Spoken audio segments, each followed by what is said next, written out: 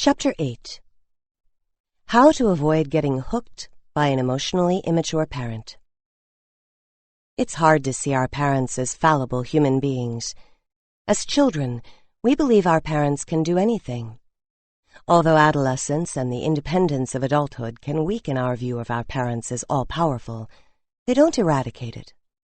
Therefore, even if they aren't loving, we wishfully think they could be if they wanted to. Certain cultural tenets also keep us from seeing our parents clearly. Most of us are instilled with beliefs such as these. All parents love their children. A parent is the one person you can trust. A parent will always be there for you. You can tell your parents anything. Your parents will love you no matter what. You can always go back home. Your parents only want what's best for you. Your parents know more than you do. Whatever your parents do, they're doing it for your own good. But if your parents were emotionally immature, many of these statements may not be true. In this chapter, I'll help you look beneath the surface of your childhood hopes and cultural assumptions in order to see your parents more accurately. You'll be learning a new way to relate to them so that you won't expect what they can't give. You'll learn how to protect your emotions and individuality by approaching your parents in a more neutral way, a way they can tolerate emotionally. But first, let's look at a common fantasy that often prevents people from relating to their parents in a realistic way. The fantasy that a parent will change. A common fantasy among children of emotionally immature parents is that their parents will have a change of heart and finally love them by showing concern. Unfortunately, self-preoccupied parents refuse all invitations to fulfill their part in their child's healing story. Focused on their own healing fantasy, they expect their children to make up for their childhood hurts. Seeking their parents' healing love, many people hop around after their parents like hungry birds, trying to elicit a crumb of positive response from them. In adulthood, these children often learn a variety of healthy communication skills and hope that these skills will improve their relationship with their parents. They think they might finally have the techniques necessary to draw their parents into a rewarding interaction. Annie's story. Annie's mother, Betty, a woman with strong religious convictions, had always been emotionally insensitive, and her childhood treatment of Annie sometimes verged on physical and emotional abuse. Although Annie had lived with this treatment for a long time, she reached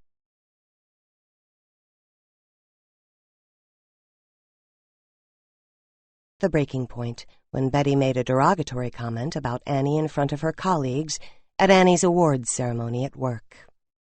Annie's feelings were deeply hurt, and she was embarrassed in front of her friends. The insult was so blatant that Annie was sure her mother couldn't deny the wildly inappropriate nature and timing of her comment, as she usually did.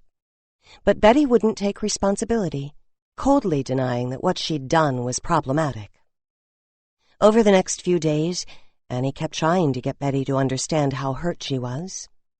She finally wrote a letter to her mother, telling her how she felt and asking her to sit down with her and talk it out.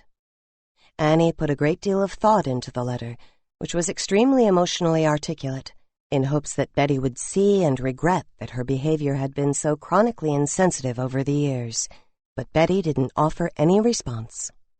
Emptiness hung between them, along with Annie's impression that her mother couldn't care less. "I want to say to her, 'I'm your daughter,'" Annie cried.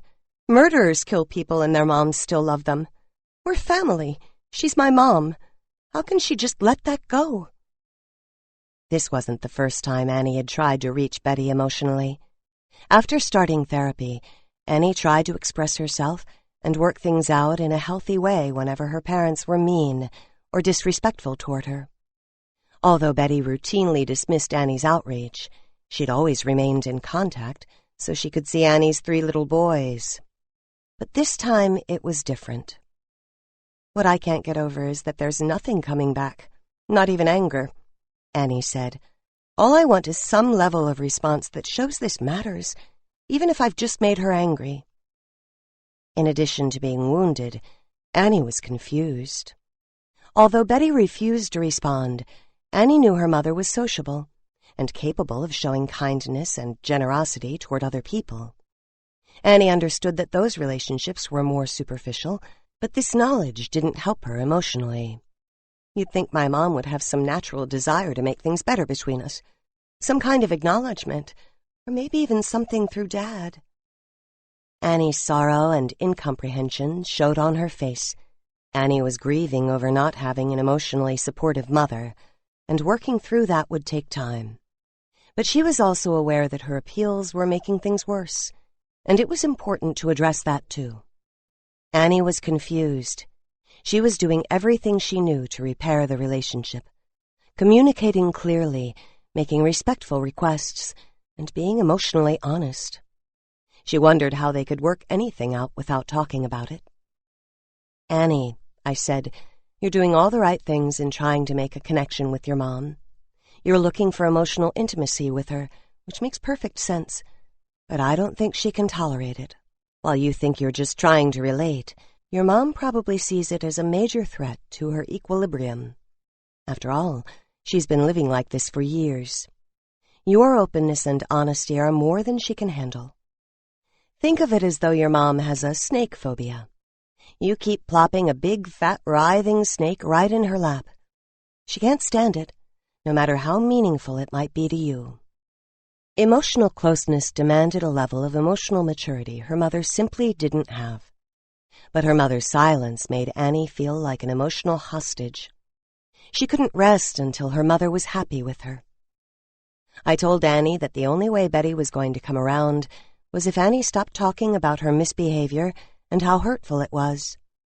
Annie needed to find a way forward that didn't involve her mother's participation. That's the only thing that works with parents who are terrified of emotional intimacy.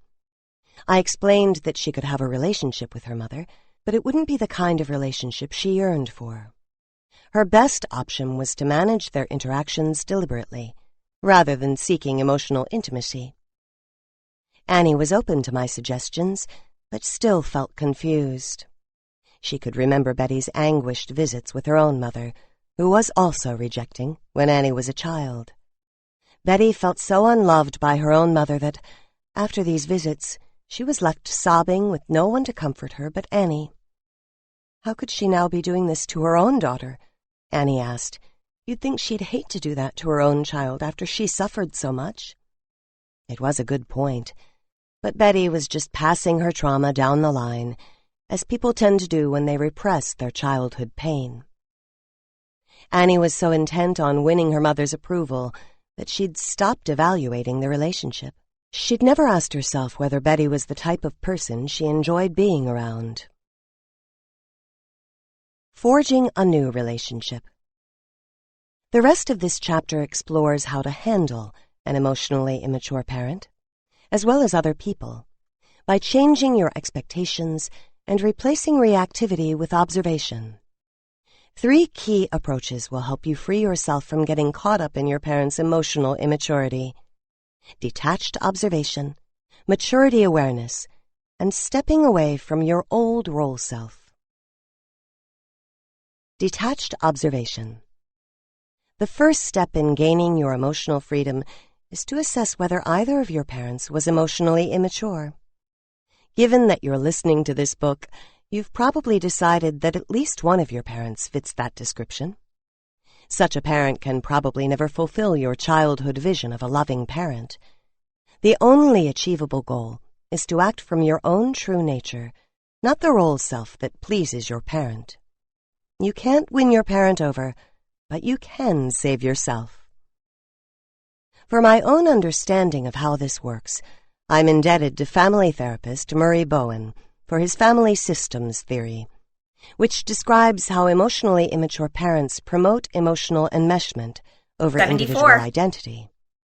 As a reminder, enmeshment occurs when parents Instagram don't respect hack, part boundaries, 74. project their unresolved issues onto their children, which describes how emotionally immature parents promote emotional enmeshment over individual identity. As a reminder, enmeshment occurs when parents don't respect boundaries, project their unresolved issues onto their children, and get too involved in their children's business. In families dominated by emotionally immature people, enmeshment and playing roles are valued in order to keep the family close. Of course, genuine communication and emotional intimacy are absent in such families.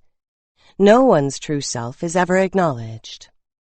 Further, in an enmeshed family, if you have a problem with someone, you talk about that person to other people instead of going to the person directly. Bowen called this triangling and characterized enmeshment as the glue that keeps such families together.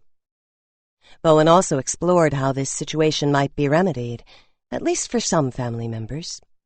He found that observation and emotional detachment can give individuals a place to stand outside of their family system. When people keep themselves poised in neutral observation, they can't be hurt or emotionally ensnared by other people's behavior. Becoming observational. When interacting with emotionally immature people, you feel more centered if you operate from a calm, thinking perspective, rather than emotional reactivity. Start by settling yourself and getting into an observational, detached frame of mind. There are any number of ways to do this. For example, you can count your breaths slowly, tense and relax your muscle groups in a systematic sequence, or imagine calming imagery. Next, your job is to stay detached emotionally and observe how others behave, just like a scientist would. Pretend you're conducting an anthropological field study. What words would you use to describe others' facial expressions? What is their body language communicating? Does their voice sound calm or tense? Do they appear rigid or receptive? How do they respond when you try to relate? What do you find yourself feeling? Can you spot any of the emotionally immature behaviors described in chapters 2 and 3? If you're practicing observing your parent or other loved ones and find yourself getting emotional, your distress is a sign that your healing fantasy has been activated. You've fallen back into believing that you can't be okay if they don't validate you. If you start slipping into your fantasy that you may be able to get the other person to change, you'll feel weak, vulnerable, apprehensive, and needy. This extremely unpleasant feeling of weakness is a signal to you that you need to shift out of responding emotionally and move back into observing mode. If you find yourself becoming reactive, silently repeat to yourself, detach, detach, detach. Make a point of consciously describing the other person in words, silently and to yourself. During a stressful interaction, this kind of mental narration can center and ground you. Whenever you try to find the exact words to describe something, it helps redirect your brain's energy away from emotional reactivity. The same goes for getting control over your own emotional reactions. Silently narrating your own emotional reactions can give you that extra bit of objectivity that cools things down. If the other person is still getting to you, find an excuse to put some distance between you. Excuse yourself from the room for a bathroom break, play with a pet, take a walk, or run an errand. Gaze out the window and notice nature. If you're interacting on the phone, find a pretext to get off the phone and say you look forward to talking another time. Use whatever excuse you need to take some time to get yourself back into a more detached, observational mindset. As you can see, staying observational isn't passive. It's a very active process. It's also the royal road out of emotional enmeshment. As you practice observing, you'll become stronger and more confident in your ability to see what's really going on, especially now that you have more of an understanding of emotional immaturity. You no longer have to be the upset, helpless child, devastated by pot shots from your parent. Your clear mind and observational attitude will keep you strong no matter what the other person does.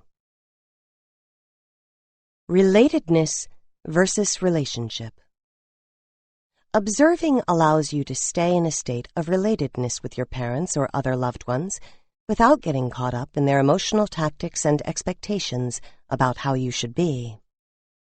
Relatedness is different from relationship. In relatedness, there's communication, but no goal of having a satisfying emotional exchange. You stay in contact, handle others as you need to, and have whatever interactions are tolerable without exceeding the limits that work for you.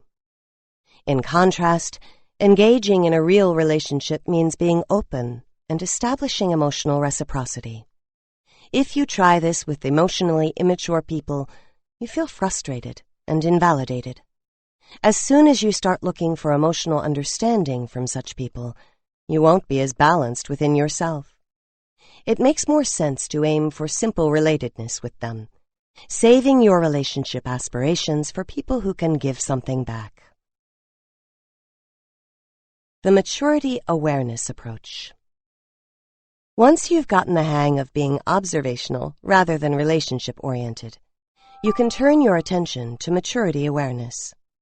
This approach will grant you emotional freedom from painful relationships by taking the emotional maturity of others into account. Estimating the probable maturity level of the person you're dealing with is one of the best ways to take care of yourself in any interaction. Once you peg a person's maturity level, his or her responses will make more sense and be more predictable. If you determine that the other person is showing emotional immaturity, as described in chapters 2 and 3, there are 3 ways to relate to the person without getting yourself upset. 1. Expressing and then letting go. 2. Focusing on the outcome, not the relationship. 3. Managing, not engaging. Expressing and then letting go. Tell the other person what you want to say in as calm and non-judgmental a way as you can. And don't try to control the outcome. Explicitly say what you feel or want and enjoy that act of self-expression. But release any need for the other person to hear you or change. You can't force others to empathize or understand. The point is to feel good about yourself for engaging in what I call clear, intimate communication. Others may or may not respond how you want them to, but that doesn't matter. What matters is that you expressed your true thoughts and feelings in a calm, clear way. That goal is achievable and within your control. Focusing on the outcome, not the relationship. Ask yourself what you're really trying to get from the other person in this interaction. Be honest. If it's your parent, do you want your parent to listen to you, understand you, regret his or her behavior, apologize to you, make amends? If your goal involves empathy or a change of heart on your parent's part, stop right there and come up with a different goal, one that's specific and achievable. Remember, you can't expect immature, emotionally phobic people to be different from how they are. However, you can set a specific goal for the interaction. Identify the specific outcome you want from each interaction and set it as a goal. Here are some examples. I express myself to my mother even though I'm nervous. I tell my parents I'm not coming home for Christmas. I ask my father to talk nicely to my children. Your goal might be just to express your feelings. This is achievable because you can ask others to listen, even though you can't make them understand. Or your goal might be as simple as reaching an agreement about where the family will have Thanksgiving dinner. The key is to go into the interaction always knowing the end point you wish to arrive at. Let me be crystal clear. Focus on the outcome, not the relationship. As soon as you focus on the relationship and try to improve it or change it at an emotional level, an interaction with an emotionally immature person will deteriorate. The person will regress emotionally and attempt to control you so that you'll stop upsetting him or her. If you keep the focus on a specific question or outcome, you're more likely to contact the person's adult side. Of course, if you're dealing with an empathetic person, it's healthy to address emotional issues in the relationship. With emotionally mature people, you can talk about your feelings honestly. and they'll share their feelings and thoughts with you as well.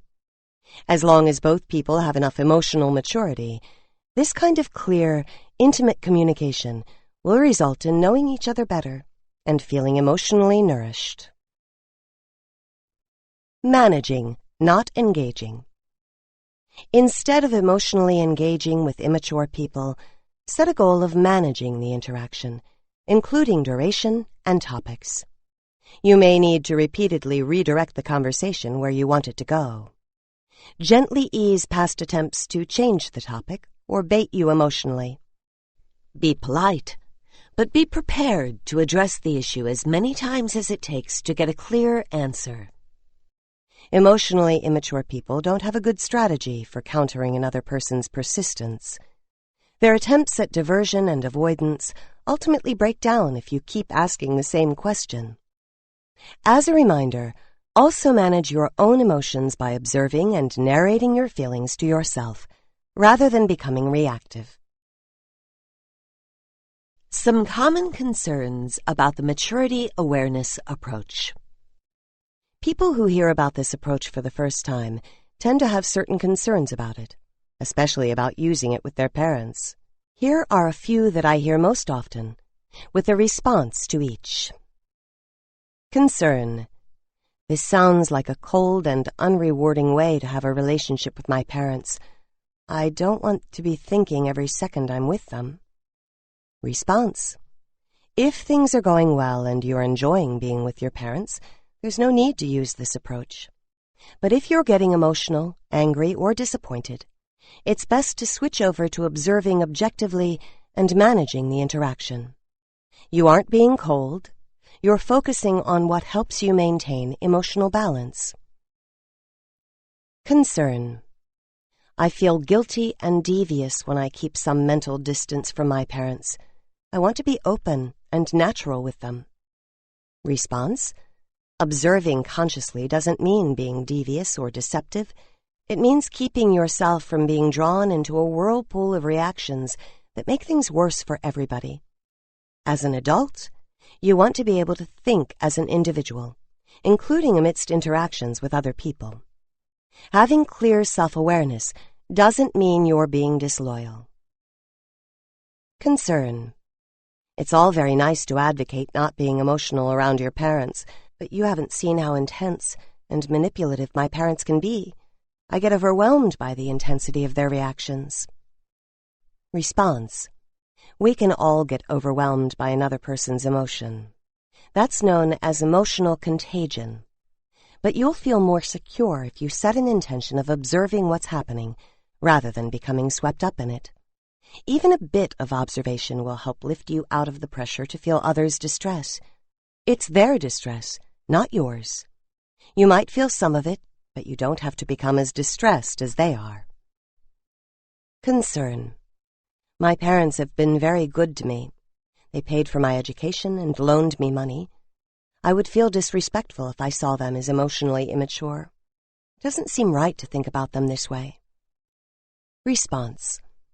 There's nothing right or wrong about thoughts. You aren't being disrespectful by being truthful with yourself about your parents' emotional limitations. To be an emotionally mature adult, you must be free to observe and assess others in the privacy of your own mind. It isn't disloyal to have your own opinion. You can respect your parents for everything they've given you, but you don't have to pretend they have no human frailties. As we discussed in Chapter 2, satisfying a child's physical and financial needs is not the same as meeting that child's emotional needs. For instance, if you needed someone to listen, to provide essential emotional connection, receiving money or a good education might distract you from that need, but it wouldn't fill it. Concern. How in the world do I stay calm and keep observing when my parents are making me feel guilty? Response. Center yourself by focusing on your breath as it flows in and out. Feeling guilty isn't an emergency. Observe what's going on and silently narrate it to yourself in specific words. Mentally describing what's happening helps move you from your brain's emotional centers to its more objective, logical areas. Another strategy is to count. How many seconds did your parent go on that time? You might look at a clock and decide how much longer you're willing to listen. When that time is up, interrupt politely and say you have to leave or get off the phone soon. Say you have something to do, then disengage. You can also talk kindly to yourself. There's no reason to feel guilt. They're trying to push their feelings on me. I haven't done anything wrong. I have a right to an opinion. Try reminding yourself that your parent is attempting a diversion and that it's just like dealing with an upset toddler. The unpleasantness will be over soon if you stay calm and focused on your desired outcome instead of getting into the fray. Concern. I can learn and practice these skills while I'm sitting calmly by myself, but it all goes out the window when my parents start criticizing me. I feel as nervous as a place kicker in the Super Bowl. How can I ever be calm enough to observe or manage them? Response. The Super Bowl place kicker may be nervous, but you can be sure he's working to be as calm as he can. A big part of sports psychology is learning how to relax when under stress. Your goal is to practice being a little less nervous than usual by focusing on the outcome you want. This isn't the Super Bowl. There's no pressure because you are no longer struggling to gain anything. You don't need the negativity your parents dish up. It isn't about winning or losing. It's about freeing yourself from reacting to your parents' emotional contagion. Concern. I worry so much about my parents. They're always unhappy about something. I just want to make them feel better. Response. You can't. Have you noticed that no matter what you do, your parents don't stay happy for long? Just because they're complaining doesn't necessarily mean their goal is to feel better. That's your interpretation. Treat them nicely, but don't bleed for them. Their healing story and role selves may require a lot of suffering and complaining. It isn't your job to abandon your own path and try to push them from behind. If you do, they're likely to become even more difficult and unpleasant. Annie's story continued. After months of enduring her mother Betty's stubborn silent treatment, Annie tried the maturity awareness approach. She invited her parents to join her at one of the kids' soccer games. That was about as long as Annie thought she could stay objective and in control emotionally. Her desired outcome was a visit with no drama, simply re-establishing contact with her parents. Instead of trying to engage Betty in an open-hearted way, Annie stayed in a neutral, observing mode, interacting pleasantly, but not expecting any warmth from her mother. Her parents came late, as usual, and Annie greeted them nicely, saying, "Hey, I'm glad you're here." Annie gave Betty a little hug and offered her a snack. Betty looked upset and emotional, again making herself the center of their interaction. But as Annie reported, "I didn't acknowledge it or feed it." Annie was able to let go of her attempts to establish emotional intimacy with Betty because she now understood that Betty's emotion was probably about herself and didn't reflect a desire to engage with Annie. Indeed, Betty hardly spoke to Annie during the game. As they were leaving the game, Betty choked up but still didn't talk to Annie. Annie was mentally prepared, and rather than feeling irritated, she simply observed how Betty avoided genuine communication and instead acted like she was the injured party. Afterward, Annie summed up her experience with her mother by saying, "Get a text, I'm finally go to your figuring out that this is who my mother is. This is her personality. It's not about me. I'm glad I didn't get sucked into how she's the one who's been hurt. I'm proud that I'm able to separate her behavior from my sense of worth." On Betty's birthday, Annie called and left a couple of messages, but she didn't invite her mother over. Annie felt good about doing as much as was emotionally possible for her to do. She didn't make it her problem that Betty didn't call back. When Annie finally reached Betty on the phone a few days later, her mother answered tersely, in a cold, reserved tone. Annie played it straight and said, "I'm surprised I didn't hear from you. Did you get my messages?" When Betty answered coolly in the affirmative, not thanking her and not showing any warmth, Annie decided to end the conversation and said, "We'll have to catch up sometime, Mom. Why don't you call me? We'll schedule a get-together." After that conversation, Annie felt more emotionally free. She was no longer obsessed with her mother's rejection. She'd managed to relate to Betty as a fellow adult, instead of playing out the old role self of an open-hearted little girl who hoped to one day win her disapproving mother's love. In our next session, she said, "I no longer feel that I've done anything wrong. It's sad that this important relationship, which I've always struggled with, won't have a good resolution. But the fact that my mother doesn't respond doesn't put a judgment on me. It's just another indication that she can't handle a close relationship with me. Even if my warmth repels her that badly, I can't switch it off. I don't want to switch my warmth off." Stepping out of an old role self.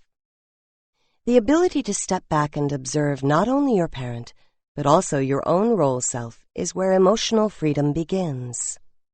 When you see how you've gotten stuck in a role self and are trying to make a healing fantasy come true, you can decide to do it differently.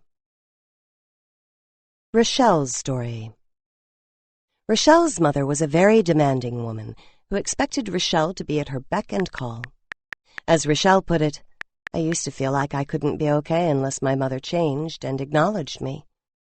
But when Rochelle decided to observe her mother's emotional immaturity, instead of being automatic change.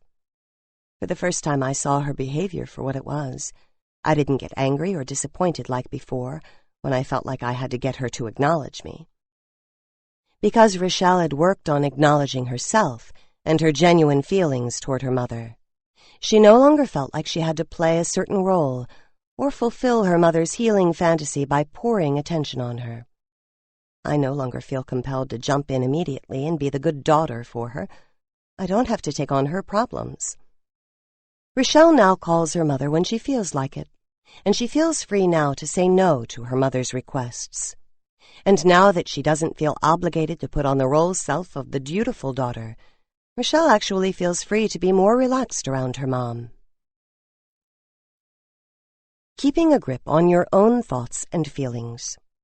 The ultimate goal in any interaction with a parent or an emotionally immature person is to keep a grip on your own mind and feelings. To do this, you need to stay observational, noticing how you're feeling and how the other person is acting. From this perspective, you can retain your individual point of view and be more immune to the other person's emotional contagion. With parents, keeping your mind on your specific desired outcome for the interaction will help you retain an objective, observing stance no matter how they behave. It keeps you in your thinking brain instead of falling into your emotions or a fight or flight reaction. In this way, focusing on your goal for the interaction helps you hold on to your true self, while old healing fantasies and role expectations are swirling around you. Being cautious about new openness. According to Murray Bowman, as a child becomes more of an individual, the emotionally immature parent's knee-jerk reaction is to do something that attempts to force the child back into an enmeshed pattern. If the child doesn't take the bait, such parents may ultimately start relating in a more genuine way. I advise caution if your parents show uncharacteristic openness in response to your adoption of an observational and goal-directed approach. If they start treating you with more respect or open up a bit, you could be vulnerable to getting sucked back into your old healing fantasy. They're finally going to give me what I need. Be careful. Your inner child will always hope that your parents will finally change and offer what you've always longed for. But your job is to keep your adult outlook and continue relating to them as a separate, independent child. At this point, you are looking for an adult relationship with them, not a recreation of parent-child dynamics, right? If you allow yourself to slip back into those old childhood hopes, your parents' increased openness is likely to evaporate instantly because you'll no longer feel safe to them. Remember, your parents are probably emotionally phobic and unable to handle genuine intimacy. If you become more open, they'll react by pulling back, trying to get you off balance and back under their control. This is the only way such people know to protect themselves from the vulnerability of too much closeness. In the end, the overall dynamic remains the same. Your parents will be emotionally available to you in inverse proportion to how much you feel the need for them. Only if you operate from your adult, objective mind will you feel safe to your parents. It's unfortunate, but the reality is they are simply too terrified to handle your inner child's emotional needs. In your interactions, just keep observing the present moment, and then follow the inclinations of your true nature. Your true self knows everyone involved and the reality of the situation, so it's likely to come up with exactly the response that's needed. But the only way the true self can do that is if you stay in an objective, watchful state that's grounded in your own individuality. Summary. Our early dependence on our parents makes us seek their love and attention. However, we must step away from our childhood roles if we don't want to repeat them in our adult relationships. The maturity awareness approach will help you deal with an emotionally immature parent or any difficult, self-involved person more effectively. You'll have better results if you try to relate to your parent in a neutral way, rather than trying to have a relationship. First, you need to assess your parents' level of maturity and approach interactions between the two of you from an observational perspective, focusing on thinking rather than reacting emotionally. Then you can employ the 3 steps involved in the maturity awareness approach: expressing yourself and then letting it go, focusing on the outcome rather than the relationship, and managing the interaction rather than engaging emotionally. In the next chapter, we'll explore the road to freedom from old parent-child patterns. As you listen on, you'll hear how good it feels to finally step out of old patterns of relating that have been running your life.